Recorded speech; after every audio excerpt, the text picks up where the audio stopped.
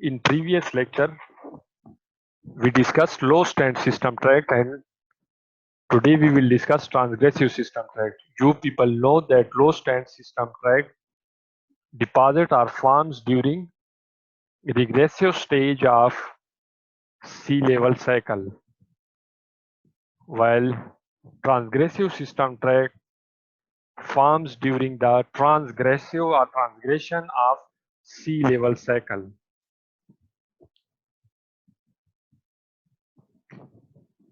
Now, what is transgressive system tract?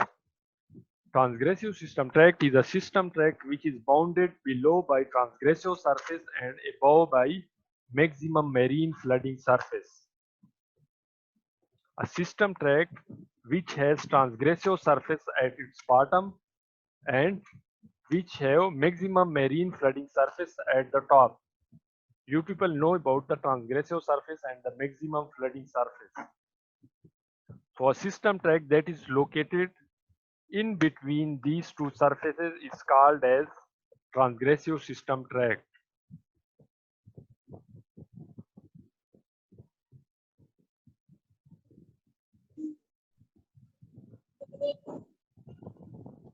You people know that Lowstand system tract has type 1 sequence boundary at its bottom, और उसके ऊपर जो surface होता है that is ट्रांसग्रेसिव surface या first marine flooding surface भी इसको बोलते हैं. अब इसके ऊपर ट्रांसग्रेसिव सरफेस के ऊपर जो सिस्टम ट्रैक डिपॉजिट होगा उसको हम ट्रांसग्रेसिव सिस्टम ट्रैक बोलते हैं. जबकि उसके ऊपर जो सरफेस होगा bounding upper bounding surface will be called as maximum flooding surface. ट्रांसग्रेसिव surface और मैक्सिमम फ्लडिंग सरफेस के दरमियान जो सिस्टम ट्रैक्ट होगा उसको हम बोलेंगे ट्रांसग्रेसिव system tract.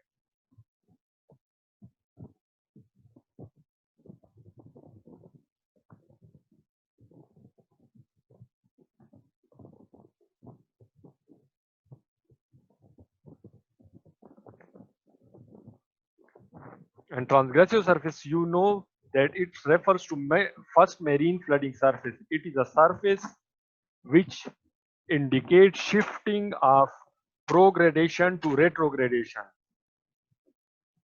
The surface along which progradation converts or shifts into retrogradation. It means that it represents point where retrogradation starts. Transgressive surface represent a surface along which retrogradation starts.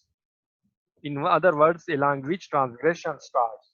और maximum flooding surface जो है, maximum flooding surface refers to that sequence stratigraphic surface which represent end of transgression or which represent end of retrogradation. इसके बाद फिर retrogradation stop हो जाती है. It represents the final end of retrogradation. So a system tract having maximum flooding surface at its top and transgressive surface at its bottom is called as transgressive system tract. And transgressive system tract is middle system tract of both type 1 and type 2 depositional sequence. ये दोनों sequences में type 2 हो या type 1 हो, ये जो ट्रांसग्रेसिव system tract होता है ये मिडल ही में होता है. नीचे जनरली लो स्टैंड सिस्टम ट्रैक्ट जैसे कि पहले मैंने ड्रा किया, और इसके ऊपर फिर हाई स्टैंड सिस्टम ट्रैक्ट होता है और ये मिडल में होता है. Now, depositional interval during sea level cycle के ट्रांसग्रेसिव सिस्टम किस स्टेज या किस इंटरवल सी लेवल साइकिल की किस इंटरवल के दौरान डिपॉजिट होता है, कौन से स्टेज के दौरान डिपॉजिट होता है. As name indicates it is transgressive system tract. Its name indicates that it deposit during transgression of sea level. So it deposits during an interval of relative sea level rise of cycle. A relative sea level rise of cycle means transgression. जो transgression का interval होता है उसके दौरान ट्रांसग्रेसिव system tract deposit होता है. When और उसके दौरान, उस इंटरवल के दौरान क्या होता है, accommodation volume is increasing greater या are faster than the rate of sediment supply. Accommodation जो स्पेस होता है उसकी रेट ऑफ क्रिएशन ज्यादा होती है as compare to sediment supply. Sediment supply कम होती है और एकोमोडेशन स्पेस के जो एकोमोडेशन स्पेस की क्रिएशन की जो रेट होता है वो रिलेटिवली ज्यादा होती है as compare to sediment supply rate. और इसी की वजह से जब रिलेटिव सी लेवल राइज होता है,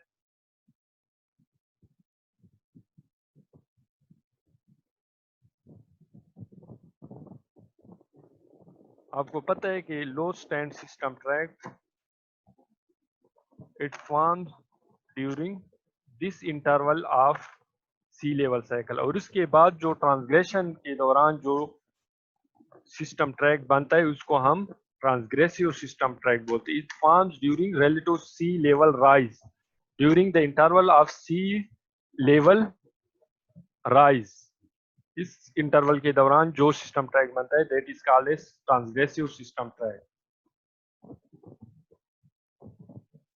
अब जब सी लेवल राइज होगा तो सी लेवल राइज के साथ कुछ चेंजेस भी आएगी एलॉन्ग कोस्टल रीजन या जो शोर लाइन का रीजन है उसके अलावा चेंजेस आएगी। चेंजेस कैसे आएंगी कि जब relative sea level rise result in the formation of estuaries as the incised valleys are flooded with sea water.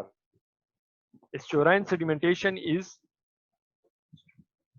characteristic of transgressive system tract. इसमें क्या हो जाता है कि estuaries की फॉर्मेशन होती है during this interval of sea level rise. Sea level rise की वजह से एस्चुअरीज की फॉर्मेशन होती है। एस्चुअरी की फॉर्मेशन कैसे होती है कि जो पहले इंसाइज्ड वैलीज बने होते हैं, if you remember low stand system track के दौरान वो फिलअप हो जाते हैं, सी वाटर सी लेवल राइज की वजह से उनको फिलअप कर लेता है, एस्चुअरीज बना लेते हैं। और जब उनमें ना इरोजन अभी स्टॉप हो जाती है और उसमें एस्टोराइन सेडिमेंटेशन स्टार्ट हो जाती है। और जब बेस लेवल यानी सी लेवल जब राइज होता है तो पहले डाउन स्ट्रीम अगर डिपोजिशन हो रही थी लो स्टैंड सिस्टम ट्रैक के फॉर्मेशन के दौरान, अब सी लेवल राइज हो गए तो सी लेवल राइज के साथ बेस लेवल भी राइज हो जाता है। तो अब जो सेडिमेंट की डिपोजिशन होती है वो अपस्ट्रीम शिफ्ट हो जाती है। सेडिमेंट डिपोजिशन स्टार्ट्स अपस्ट्रीम, वहां पे उनके लिए एकोमोडेशन स्पेस क्रिएट हो जाता है और वहां पे फ्लूवियल डिपॉजिट्स के एकोमोडेशन स्टार्ट हो जाती है। Transgressive system tract deposits on shelf, therefore it contains mostly topsets with few associated clanoforms. It is entirely retrogradational.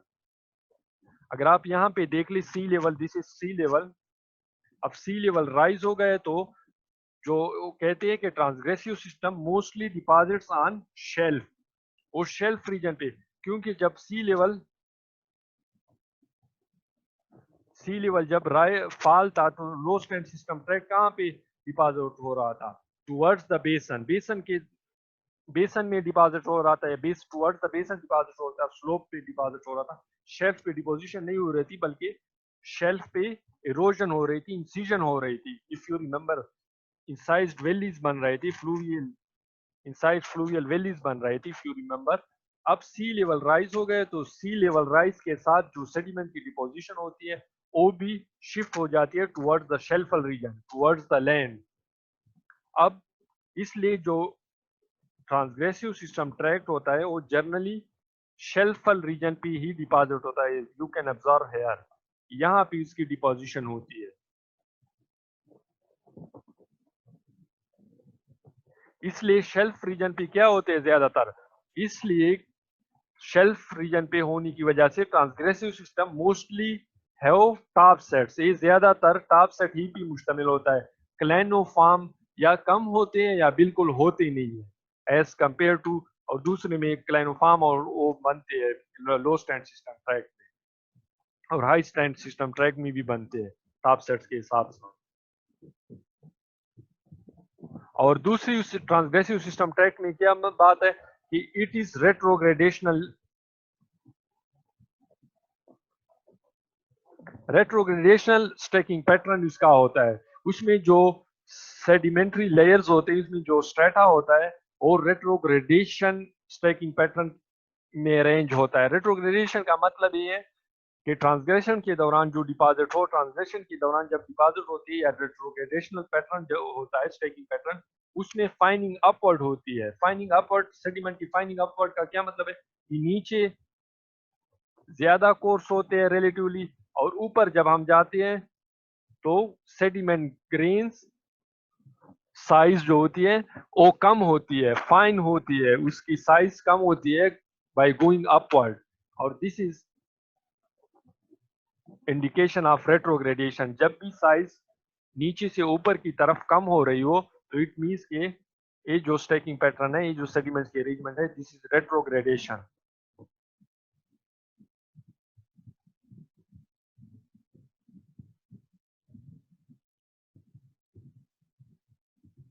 The distinct characteristics and process of formation of those characteristics which are associated with the transgressive system tract.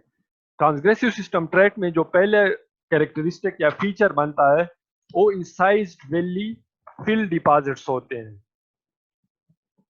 जो incised valleys बने होते हैं लो stand system track में, या जो सी level fall के दौरान बने होते हैं, वो ट्रांसग्रेशन की वजह से फिलअप हो जाते हैं, उनमें सेडिमेंटेशन स्टार्ट हो जाती है और वो फिलअप हो जाते हैं। So incised valley fill deposits are is one of the distinct characteristic of transgressive system tract. Transgression of sea level will lead to infilling of the incised valleys created during falling relative sea level. Therefore, transgressive system tract is also called as healing system. Healing समझते हो, जख्म भरने को बोलते हैं। इस वजह से ट्रांसग्रेसिव सिस्टम ट्रैक को हीलिंग सिस्टम बोलते हैं, क्योंकि इनमें जो इंसाइज्ड वैलीज बने होते हैं वो फिलअप हो जाते हैं। और दूसरे इसके साथ जो एसोसिएटेड फीचर होता है that is condense section. Condense section, ये जो इंसाइज्ड वैली होते हैं ये शेल्फल रीजन में होता है, और कंडेंस सेक्शन ये होता है बेसन रीजन पे, बेसन साइड पे, बेसन में होता है, डीप डीप इन्वायरमेंट में होता है। Condense section is correlative surface to maximum flooding surface. You remember कि ट्रांसग्रेसिव सिस्टम ट्रैक का जो अपर बाउंड्री होती है उसको हम मैक्सिमम फ्लडिंग सरफेस बोलते हैं। MFS in refers to maximum flooding surface. It is correlative surface to maximum flooding surface and is located towards basin. बेसन की तरफ जो मैक्सिमम फ्लडिंग सरफेस का कोरिलेटिव सरफेस होता है उसे कंडेंस सेक्शन बोलते हैं। Transgressive system pass distally into condense section. Transgressive system का जो डिस्टल पोर्शन होता है वो कंडेंस सेक्शन होता है। डिस्टल और प्रॉक्सिमल का मतलब प्रॉक्सिमल किनारों वाले और डिस्टल जो बेसन वर्ड्स होते हैं, away from the sides, away from the borders. It is also called as sediment starvation surface. इसको हम सेडिमेंट स्टार्वेशन सरफेस भी बोलते हैं। स्टार मीन्स टू हंग्री या भूखा, जिसे हम बोलते हैं। सो हाउ सेडिमेंट लैकिंग भी बोल सकते हैं कि lack sediments, it doesn't have enough sediments. अब कंडेंस सेक्शन को सेडिमेंट स्टार्वेशन सरफेस क्यों बोलते हैं? Because it is characterized by low rates of deposition and development of condensed species such as glauconitic, organic rich और phosphatic shales और pelagic carbonates. इसको condense section को sediment starvation surface ये बोलते हैं क्योंकि it is characterized by very low rates of deposition. इसके long या इसमें सेडिमेंट्स की डिपोजिशन बहुत ही कम होती है और उसमें कंडेंस्ड फिशेस बनते हैं।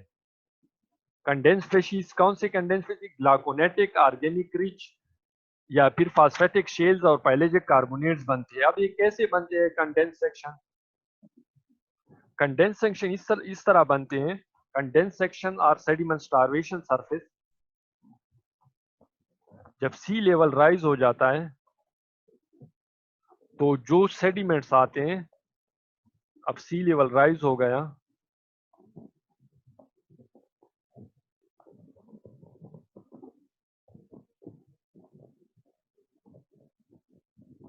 सी level is at this position, यहां से ऊपर चला गया, पहले सपोज इस पोजीशन पे था, तो जब सी लेवल राइज हो जाता है तो अकॉर्डिंगली सेडिमेंट की डिपोजिशन भी शिफ्ट हो जाती है। अगर फॉल हो तो टुवर्ड्स बेसन स्टार्ट हो जाती है, प्रोग्रेडेशन होती है। अब रेट्रोग्रेडेशन होगी क्योंकि सी लेवल राइज है। तो पहले जो सेडिमेंट्स यहाँ पे आ रहे थे बेसन पे सेडिमेंट फॉल के दौरान, अब सेडिमेंट्स यहीं पे उनकी डिपोजिशन स्टार्ट हो जाती है, यहीं पे शेल्फल रीजन में हो डिपॉजिट होना स्टार्ट हो जाते हैं in the form of top set, और बहुत ही कम या न होने के बराबर सेडिमेंट्स बेसन की तरफ आते हैं।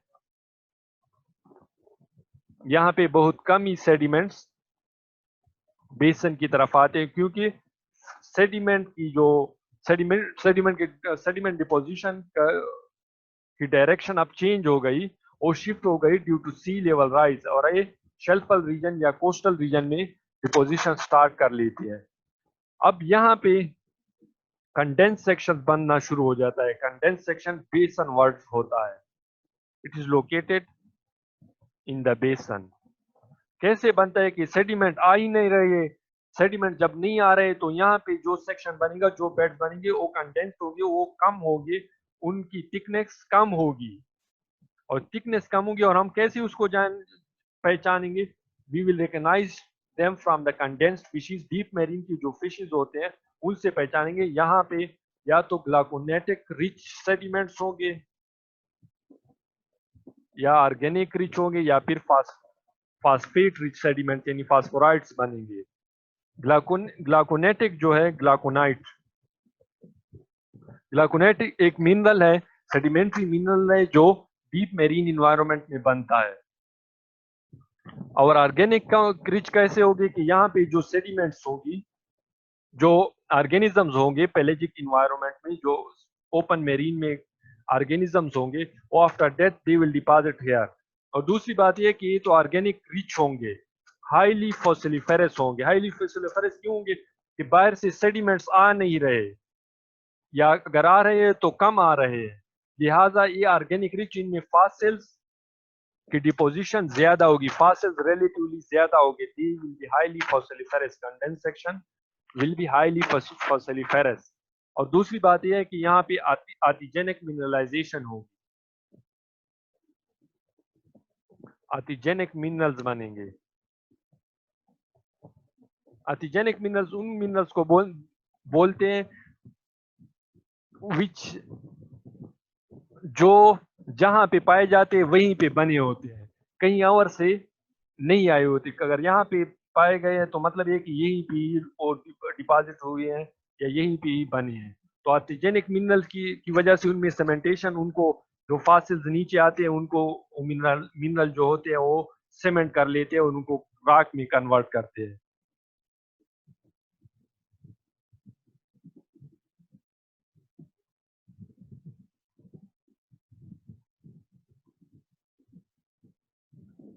As the rate of relative sea level increases, distal parts of the depositional profile may be completely or almost completely starved of siliclastic sediment because the locus of sedimentation has moved so far landward.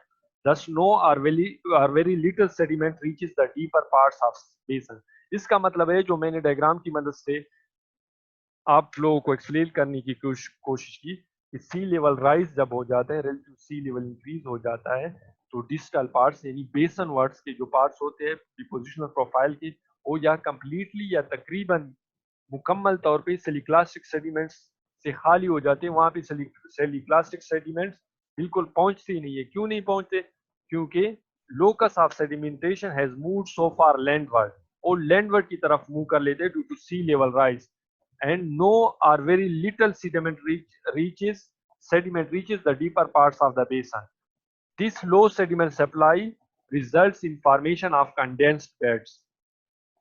Such beds are highly fossiliferous as there is less sediment to dilute the fossils which continue to deposit on the sea floor. ये fossil rich होते हैं क्योंकि sediment कम होते हैं, उनको sediment कम आते हैं और ज्यादातर फॉसिल ही डिपॉजिट हो रहे होते हैं, और फॉसिल प्रिजर्वेशन जो है वो इंक्रीज हो जाती है due to cementation and precipitation of artesianic minerals like phosphates as sediment rate decreases. जब sedimentation कम होती है, sediment कम आते हैं, तो artesianic mineralization increase हो जाती है deep basin में. फास्फेट जो एक आर्टिजेनिक मिनरल है, ग्लाइकोनाइट दूसरा है, तो वहां पे वो प्रेसिपिटेट होते हैं और वो जो फॉसिल्स होते हैं उनको आपस में सीमेंट करते हैं, आपस में जॉइन करते हैं आपस, और उनको प्रिजर्व कर लेते हैं. अब the top of condense section,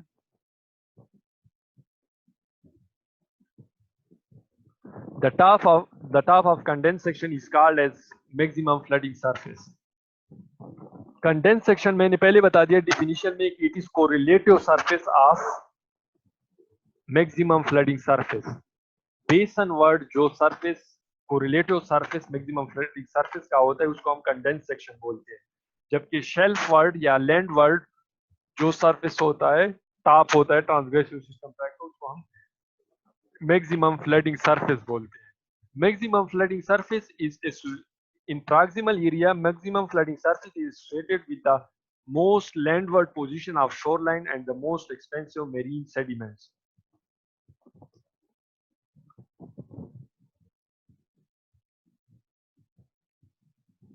The maximum flooding surface यहाँ पे ट्रांसग्रेसिव सिस्टम ट्रैक बन रहा है, यहाँ पे कंडेंस सेक्शन बन रहा है, रिलेटिवली शॉर्टर या स्मॉलर होता है, और सी लेवल राइज की वजह से यहाँ पे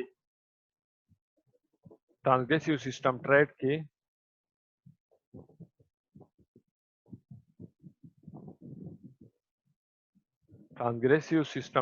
के टॉप सेट्स बनते हैं. अब इन टॉप सेट्स का जो अपर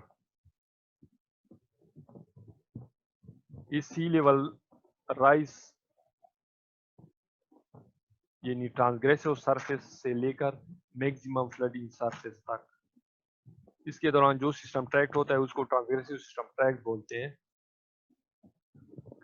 अब मैक्सिमम फ्लडिंग सरफेस तब तक ये बनते हैं, तब तक ट्रांसग्रेसिव सिस्टम ट्रैक्ट डिपॉजिट होता है जब तक रेट्रोग्रेडेशन स्टॉप ना हो जाए. रेट्रोग्रेडेशन कैसे स्टॉप हो जाता है? आपको पता है कि मैक्सिमम ट्रांसग्रेसिव सिस्टम ट्रैक्ट तब बनता है जब एकोमोडेशन स्पेस इंक्रीज हो, उसकी जो रेट हो वो ज्यादा हो देन द सेडिमेंट सप्लाई. फिर सी लेवल जो होता है, सी लेवल राइज स्टॉप स्लो हो जाता है, उसकी राइजिंग स्लो हो जाती है, और a point reaches where sediment supply equals to accommodation space, rate of creation of accommodation space. जब ये दोनों इक्वल हो जाते हैं तो उस पॉइंट के लॉन्ग जो सरफेस बनता है उसको हम क्या बोलते हैं? Maximum flooding surface. इसके बाद फिर रेट्रोग्रेडेशन स्टॉप हो जाता है और दोबारा फिर प्रोग्रेडेशन या ए ग्रेडेशन स्टार्ट हो जाता है.